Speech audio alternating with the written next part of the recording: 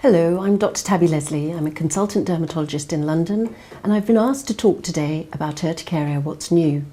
Today we'll look at the guidelines that are available and also how we use these in our day-to-day working practice.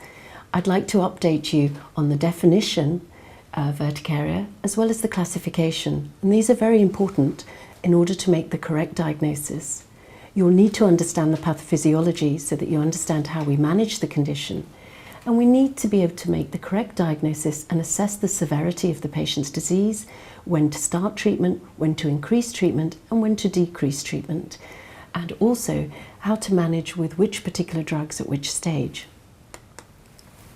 So if we look at the guidelines, we're very lucky. There are a number of guidelines now available. I was present in Berlin in 2012 at the international consensus with the IACI and World Allergy Organization guidelines. And these looked at the definition, classification, diagnosis and management of urticaria, and these were recently published. The QuadAI, or the American Allergy Guidelines, also came out, and they're all different, these guidelines, and these were a parameter, and they were more interested in making the diagnosis and management of acute and chronic urticaria. So some of the guidelines just refer to chronic urticaria. There have been other guidelines, and this year, in 2015, the BSACI, the British Society of Allergy and Clinical Immunology, have just published their latest guidelines on the management of chronic urticaria and angioedema. And the British Association of Dermatologists, of which I am a member, and I am actually on the committee for the latest guidelines, which we're about to start in 2015.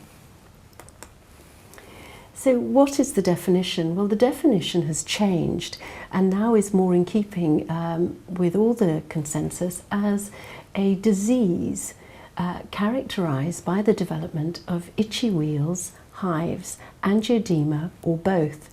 Now this is very important because you can have angioedema alone, you can have urticaria wheals alone, or you can have both together. And the differential diagnosis differs in each case. Acute urticaria is defined as lasting less than 6 weeks, and I'm going to concentrate on chronic spontaneous urticaria, which was previously known as chronic idiopathic urticaria, or the Americans have continued to use this. And this is present for greater than 6 weeks and doesn't usually have a cause, whereas acute urticaria often has a cause such as infection or drugs or even food sensitivity. So what is the spectrum? Well, here I'm trying to demonstrate that you can get edema, which manifests as wheals or angioedema, and redness. What is the epidemiology? How common is it? Well, they say that up to 20% of us will get urticaria at some point, and the point prevalence at any point may be 0.5 to 5%, and the incidence about 1%. So the new classification urticaria is that instead of idiopathic urticaria, we have chronic urticaria divided into chronic spontaneous urticaria on the left, with those that are due to unknown causes, which is about 95%, I would say, the commonest form, and those due to known causes, very rarely due to infection or medications such as non-steroidal anti-inflammatory drugs. And then there's the chronic inducible urticarias. Now these were previously divided into physical urticarias, cholinergic urticaria, contact urticaria and aquagenic urticaria. They've all now come together, so the physical urticarias are in the same group under the same umbrella as symptomatic dermographism, cold urticaria, delayed pressure, solar and heat urticaria, as well as vibratory angioedema. So if we look at the clinical spectrum, you can see here the wheals in the baby, you can see angioedema of the lips in the child, and you can see wheals, and this patient may have angioedema and wheals. But the inducible wheals can look very different. In delayed pressure urticaria, they may look quite similar, but they may mimic the shape of the pressure. You have symptomatic dermographism underneath this, where you can see a dermographometer, which is calibrated, has been stroked on the patient's back at different pressures, and there is a wheal, and above it, around the neckline, you can see the physiological dermographism. So the cold urticaria, if you don't have the temp test equipment, which is now available, you can use an ice cube in a plastic bag placed against the skin for a few minutes, and you'll see a wheal within an hour or two, and this resolves quickly. The most unusual wheal is that of cholinergic urticaria, where you can see these small pinpoint pruritic or itchy papules which come on after exercise and resolve quite quickly. So the morphology of the wheal is very important in making the diagnosis. And if we look at the differential diagnosis and the overlap, which frequently happens, you can see that chronic spontaneous urticaria overlaps with some of the inducible urticarias. Now we have angioedema with wheals and angioedema without wheals. Well, why is this important? Well, if you have angioedema, how do you know whether it's urticaria without the urticaria, or whether the angioedema without urticaria is due to a hereditary angioedema, which is not histamine-based as the chronic spontaneous urticarias are, and the chronic inducible, but bradykinin-based, and they will not respond to antihistamines, and therefore the diagnosis and differential diagnosis and taking a very clear history is extremely important. And the hereditary angioedemas, the patients often have a family history and may have a C1 esterase inhibitor deficiency or abnormal function. I've brought in urticarial vasculitis, which may also overlap with urticaria, but it's not a true urticaria. And this can often be due to drugs or autoimmune disease such as lupus erythematosus. Here we have a damage of the blood vessels, and the diagnosis is often made on skin biopsy.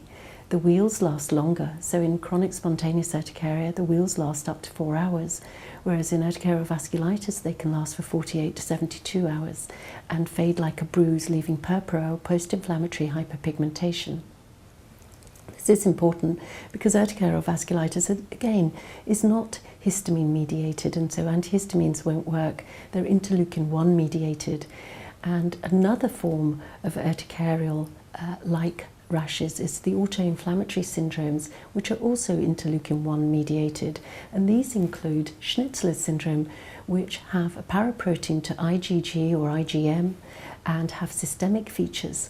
Also, there are the cryopyrin-associated periodic syndromes, which are genetic and autosomal dominant, inherited usually with the NLPR3 gene. So it's important to take a very clear history. And what are the symptoms of urticaria? Well, some of them will have systemic symptoms, but the biggest thing is itch.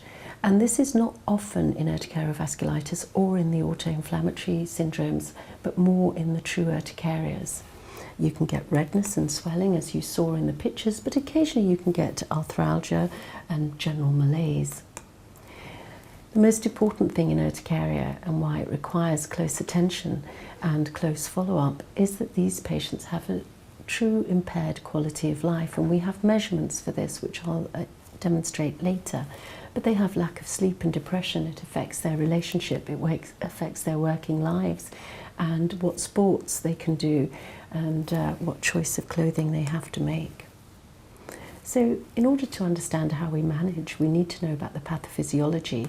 And if we look at the mast cell, this is the primary effector cell, and there it is sitting in the dermoepidermal junction, and on stimulus such as immunological stimuli or non-immunological stimuli, it releases histamine. This histamine causes the capillaries in the skin, in the dermis, to become leaky, and this causes the edema. And if the edema is very deep, it becomes angioedema. And then we also have not just the wheals, we have the redness, and this is due to vasodilatation, due to the histamine causing the blood vessels to dilate. Then another component is itch, and these histamine receptors actually stimulate the peripheral C nerve fibers, which transmit signals to the dorsal root ganglion, up to the spinal cord and back down again. There are other mediators contained within the mast cell, and these include those shown here, as well as leukotrienes. So what does histamine do? Well, there's H1 and H2 receptors, and the H1 receptors cause itch, flare, redness, and swelling. The H2 receptors enhance the redness and enhance the swelling. So maybe these can be antagonized as well as antihistamine H1 receptors. So what are the immunological and non-immunological features? Well, in acute urticaria, there may be an acute allergen which cross-links the IgE bound to the high-affinity IgE receptor on the surface of the mast cell. We also know there is autoimmunity, and there are anti-IgE antibodies which can bind to the IgE, as well as anti-high-affinity IgE receptor antibodies. If we look at the non-immunological factors, sepsis can cause complement changes, and the C5a can directly degranulate the mast cell to release its contents, as can opiates, neuropeptides, and cytokines. Why is it that one day the urticaria is bad and another day the urticaria is not so bad? Well, if we look at a normal individual, we are being exposed to factors which could lead to urticaria, but our threshold is above this, and therefore we are asymptomatic. Once you've become susceptible to urticaria, that threshold is lowered, and therefore eating certain foods that contain amines, such as tomatoes or fruits, having an intercurrent infection, such as a sore throat, or being under stress or taking a non-steroidal anti-inflammatory drug may actually precipitate the urticaria in those that are vulnerable to it or have become vulnerable to it.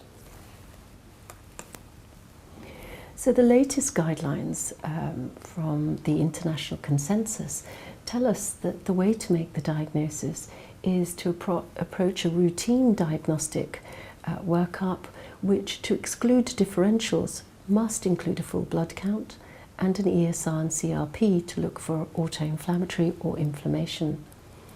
Further diagnosis is therefore then based on a very close and thorough history as well as examination to look for any other factors that may be involved and any other history that is relevant to further investigations. So in chronic inducible urticaria, you will not find a cause, but you will look for triggers and for the baseline at which these triggers can be meaningful. So, as I said, no routine diagnostic measures are recommended in chronic spontaneous urticaria, but you might want to exclude inflammation. The history is most important, and you may want to find out the threshold of, for example, cold urticaria or cholinergic urticaria. So, as I discussed earlier, the wheal morphology was important, but also the duration of the wheal, and this is in the history.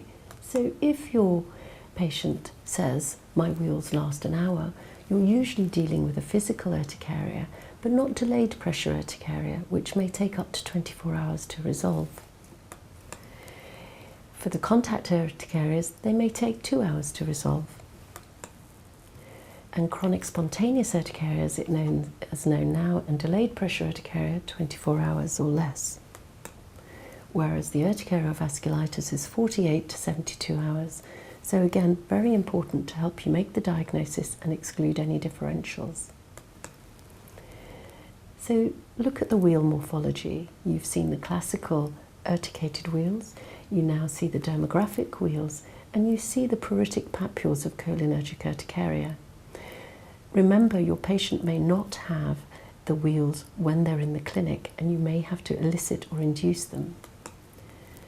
And there's the delayed pressure urticaria on the scalp, there's urticaria on the back, on the hands, and a close-up of the wheals. This is a terribly complicated slide taken from part of the guidelines, but I can simplify this for you.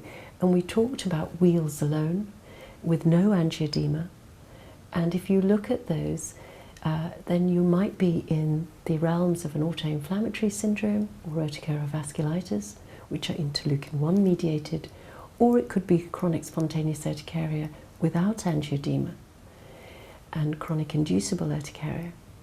However, if you have angioedema, then you want to know, is it angioedema with urticaria, or is it angioedema with no history of urticaria, which might be due to an ACE inhibitor or due to the inherited forms of angioedema, which are bradykinin mediated. And there you see the patient history and the diagnosis become very related. So you'll want to know the causes, even though I keep saying to you that in chronic spontaneous urticaria, which is mainly what I'm talking about today, and chronic urticaria, there's rarely a cause, but people will often think that they have a cause, and you will want to exclude these causes if they're relevant in the history. So the endogenous causes would include infections, such as streptococcal infections, Epstein-Barr virus, hepatitis B or hepatitis C, and even Helicobacter pylori has been implicated. Connective tissue disorders such as lupus erythematosus. About 30% of our patients have thyroid antibodies, and therefore thyroid disease seems to play a part. And we do check for thyroid peroxidase antibodies as well as the thyroid function. Pregnancy can be associated with urticarial eruptions, as well as intestinal parasites, especially in certain parts of the world where these are common. And you mustn't forget about malignancy. And the times to think about this, if you haven't found a cause and the patient is not responding, is go back and think about why your patient is not responding. Drugs, we talked about non-steroidal anti-inflammatory drugs and coating products, but also antibiotics and other drugs. Foods and food additives and preservatives. So it's not true food allergy, but pseudo-allergens, things that contain amines, may exacerbate their urticaria. Bites, inhalants, as well as insect venoms and animal dander. How do we measure urticaria? Well, it's very difficult. We have some validated scores in our clinic. In London, I use the Urticaria Activity Score over 7 days, and the patient is subjectively asked, how itchy are you? So if it's 0, you're not itchy at all. If it's 3, you're very itchy, intensely itchy. How many wheals do you have? 0 is none. Then you have 3, which may be more than 50. But how does one count one's wheals? They don't last very long, or they may be on your back where you can't see them. So they're very subjective. And there are other measures as well that we don't use that often. I do tend to use the Dermatology Life Quality Index, and this is very helpful again to justify stronger treatments, unlicensed treatments, and also to decide when to increase the treatment or reduce the treatment. And the urticaria guidelines concur with the ways that we measure, but they also have urticaria-specific quality of life index as well as angioedema-specific quality of life indexes. So we talked about investigations. You could possibly do blood tests, you could do physical challenge test, you could even do a prick test. There's something called the autologous serum skin test. This is really a research tool where serum is taken from a patient and injected back into a site that doesn't have a wheal, and it will induce a wheal. And this often indicates autoimmunity. We have a lab technique which again is not offered routinely to patients in most centres, but I work in a tertiary referral centre in London where we do something called the basophil histamine release assay, which is an in vitro test as opposed to the in vivo test. We have pseudoallergen challenge capsules which contain certain foods and certain drugs, and we do a lesional skin biopsy if we suspect urticarial vasculitis, and we will check this histopathologically and look for immunofluorescence. So there are other things that you might want to test for depending on the history, and we talked about the basophil histamine release assay to look at for chronic autoimmune urticaria, but you might want to check for Helicobacter pylori. And the vasculitides, you might want to check the autoantibodies and a viral screen. So what tools do we have? Well, we have a dermographometer, and as I explained, you can calibrate it to different pressures. And if the wheal comes on stroking with this, then you have somebody who has symptomatic dermographism as opposed to simple dermographism. And you can even write the patient's name on their back if you want. Cholinergic urticaria, you can ask them to go for a run in the park or get on an exercise bike. And if it's heat or water, aquagenic urticaria, you can get them under a shower. Cold contact urticaria, there is the temp test machine now that's available where the forearm is placed on a gradient of temperatures, and the wheel can be induced at the threshold temperature. But a basic method in an ordinary clinic would be to place an ice cube in a plastic container and bag, and use this against the skin for a few minutes to observe a wheel. In the olden days, delayed pressure urticaria was tested by using these rods at different pressure, but these are tortuous, and therefore we now use the dermographometer and press it in for 70 seconds and ask the patient to record the wheel if it's present at 2 to 5 hours, and then again at 24 hours. So management. Really, we can't change the course of the disease. We can't alter the disease progress, but we have to treat the disease until it's gone as safely as possible and control the symptoms. I'm going to show you an old guideline because I think it's very relevant to day-to-day practice, and this is now changed, but we still use the drugs mentioned on the old guidelines. And as with the new guidelines, we say use a non-sedating H1 antihistamine, because you don't want to make them sleepy and impair their life even further. If the symptoms persist after 2 weeks, we suggest updosing to 4-fold. However, this is quite contentious because the GP will not want to prescribe 4 times the licensed dosage, and the pharmacist definitely won't want to dispense it. But we have the guidelines which have got a body of evidence to show that they're relatively safe as long as the patient is not experiencing significant side effects, and therefore you have to use your judgment. Previously, we would at this point add in leukotriene antagonists such as Montelukast 10 milligrams at night. Again, there's some evidence that this works. It's not licensed in urticaria like the second generation antihistamines, but it's licensed in asthma, and there's been a lot of experience in asthma, and I find it extremely useful in my atopic patients and those that have a non-steroidal anti-inflammatory induced urticaria. Steroids were used frequently, but we know that they're associated with a lot of side effects, so now we tend to reduce how much we use them and save them for exacerbations. Previously it was for 3 to 7 days, but now we tend to use it for 10 days, reducing from 25 milligrams. Cyclosporin is useful, again licensed for psoriasis, eczema and transplant surgery, but it has its significant side effects. Renal function has to be measured, blood pressure has to be measured, and we don't advocate using it for longer than 6 months to 2 years, and therefore it has a limited use, but it has a body of evidence. H2 receptor antihistamines, we talked about how they may help, such as ranitidine, but again there's not enough body of evidence for them, and dapsone has been extremely useful. Omalizumab is the latest drug. It's an anti-IgE monoclonal antibody, and it's now licensed for chronic spontaneous urticaria refractory to antihistamines. So in fact there are only 2 drugs licensed for urticaria, although many are useful. So if we pare that down to the latest guidelines, you can see that the 4-step algorithm has turned into a 3-step algorithm with omalizumab, cyclosporin and leukotriene antagonists all in the same line according to this particular consensus. And we are reviewing this at the moment at the British Association of Dermatologists. So treat the cause if there is one to be found, and if you can't find one, treat the aggravating factors, minimise overheating, find ways of reducing stress, wear more comfortable or looser fitting clothing, and ask the patients to avoid non-steroidal anti-inflammatory drugs and minimise dietary pseudoallergens. And there is a sheet that you can obtain with the mention of the foods that are allowed and relatively not allowed. And I normally say to the patient, be sensible, take out one food for 3 weeks and then reintroduce and see if it makes any difference.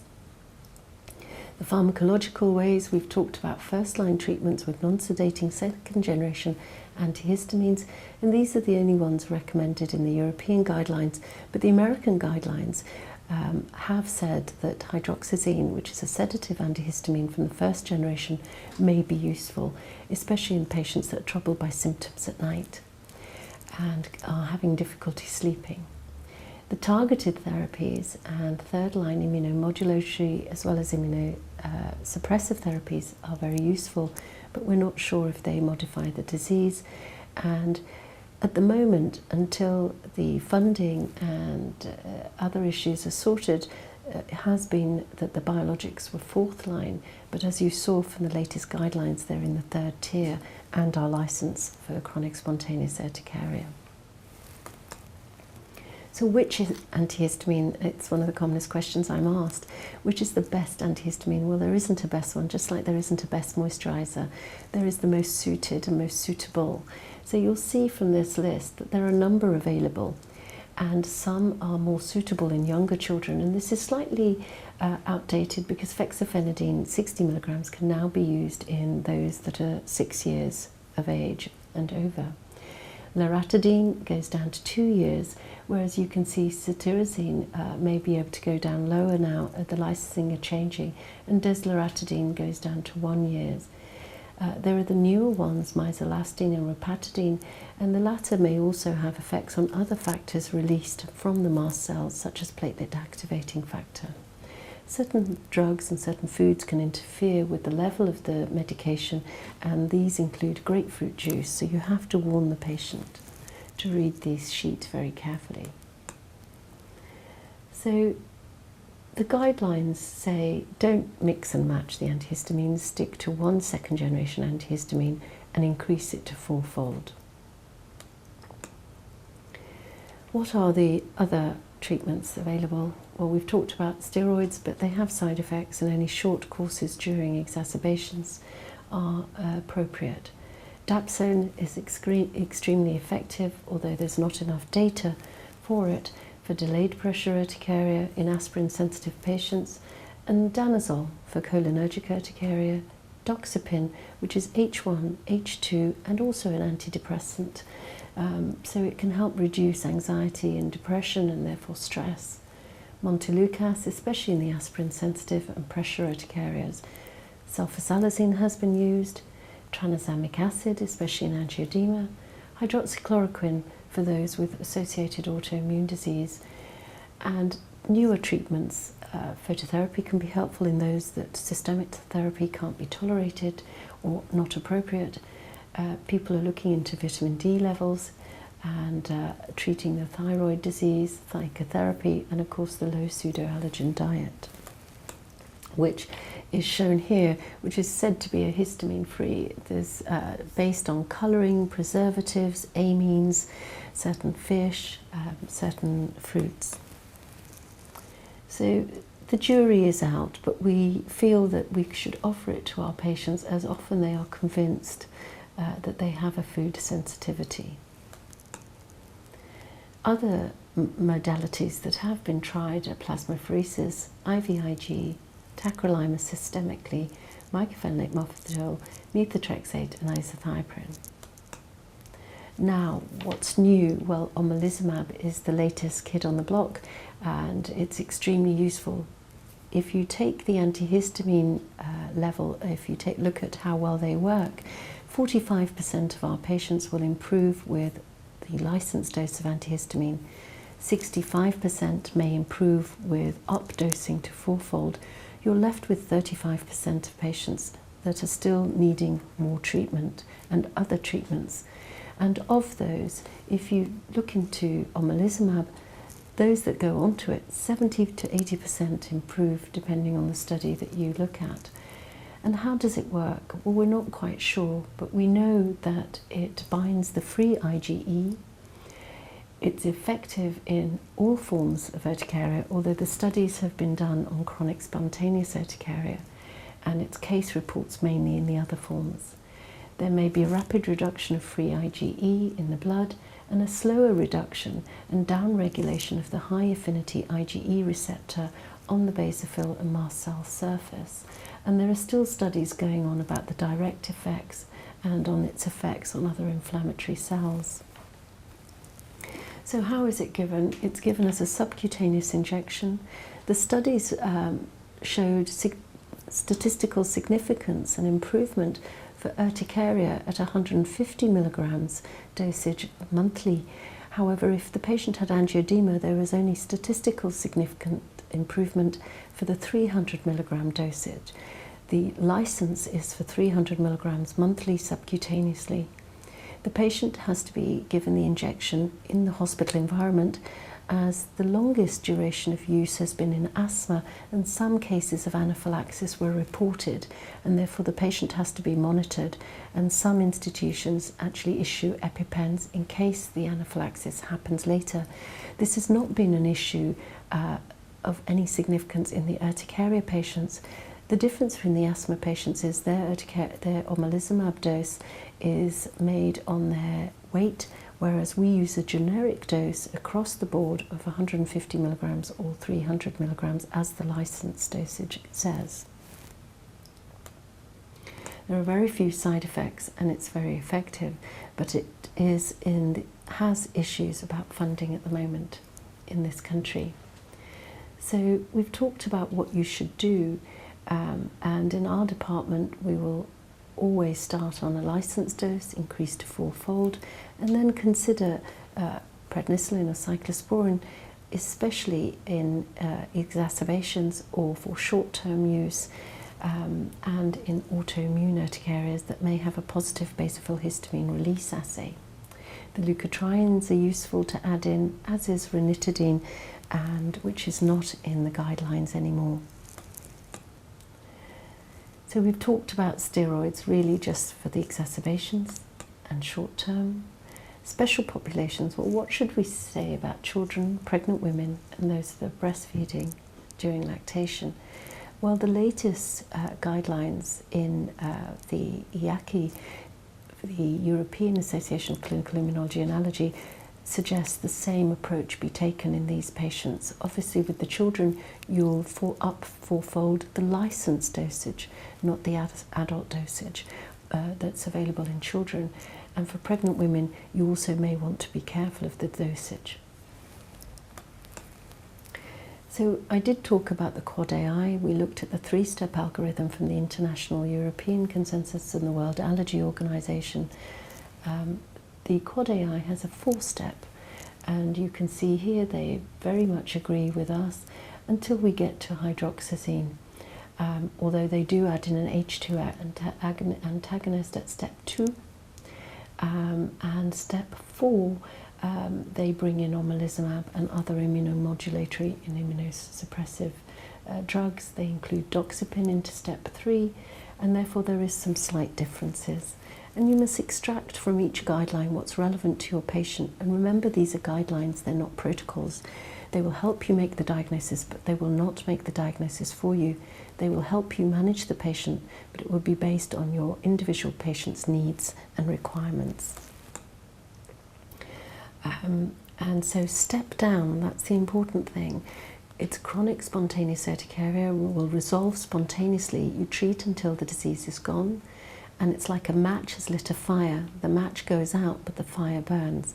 The fire will go out when it's ready to go out. And we often ask patients every few months, perhaps every 6 months to 4 months, to reduce their medication slightly to see if this is stabilized and they can go down. And the same for Omalizumab. Again, there aren't fixed protocols, but we would put the patient on for 4 to 6 months, see if it works. If it works, give them a break and see if the urticaria comes back or whether it's resolving. So in conclusion, I would recommend second generation antihistamines as first line treatment of urticaria in their licensed dosage, whether it's children or adults. I would recommend updosing of the licensed dosage to up to fourfold, but no more, and not to mix and match antihistamines. Omalizumab is recommended as an add-on treatment at this stage, as is cyclosporin and montelukast, but they are very different drugs, and so in practice one may add in a leukotriene antagonist before going to cyclosporin or Omalizumab, and one might try ranitidine, an H2 receptor antagonist. There's not enough evidence to make a recommendation from dapsone, although in practice we know it works in some patients. And it is now thought, although there's still not enough evidence to be really sure, but we know that this can apply in children and pregnant women and lactating. So I hope I've managed to cover the whole of what's new in urticaria, the definition, the classification, the pathophysiology, the diagnosis, assessment and management, so that you're on the right platform to catch the right train to get to the right destination. And thank you for your attention.